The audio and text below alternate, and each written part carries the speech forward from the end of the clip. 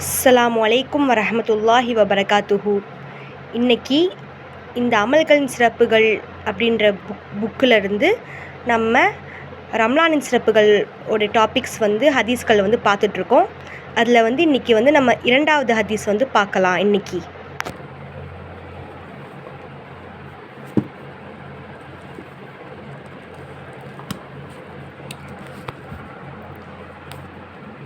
இன்றைக்கி நம்ம பார்க்க போகிற ஹதீஸ் ரம்லான் டாபிக் ரம்லானின் சிறப்புகள். அதோடைய ரெண்டாவது ஹதீஸ் இந்த ஹதீஸ் பார்க்கலாம். நரகத்திலிருந்து விடுதலை. ரசூலுல்லாஹி ஸல்லல்லாஹு அலைஹி வஸல்லம் அவர்கள் அருளியதாக ஹஜ்ரத் அபு சயீதுல் குத்ரி ரலியல்லாஹு அன்ஹு அவர்கள் அறிவிக்கிறார்கள்.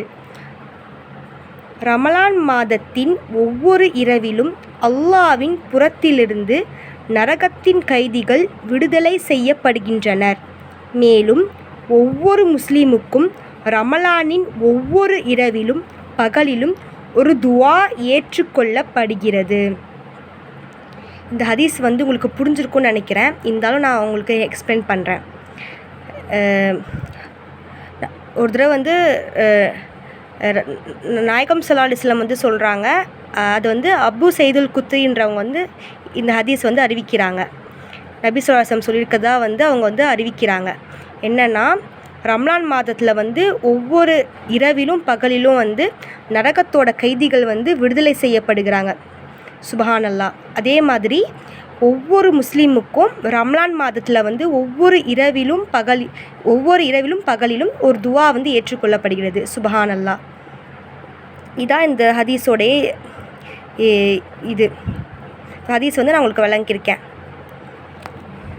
மாஷா அல்லாஹ். ரம்லான் மாதம் நம்ம ஒரு நோன்பு முடிச்சிருப்போம். நோன்பு வச்சு முடிச்சிருப்போம். இந்த ஹதீஸோட என்னென்னா, நம்ம அதிகமாக துவா கேட்கக்கூடியவங்களாக இருக்கணும் இன்ஷா அல்லாஹ்.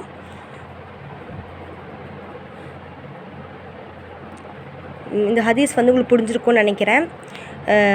நம்மளோட ஒவ்வொரு துவாவும் அல்லாஹ் ஏற்றுக்கொள்கிறான். அதே மாதிரி நரகத்தோட கைதிகளும் விடுதலை செய்யப்படுகிறாங்கன்னு இந்த ஹதீஸில் இருக்குது.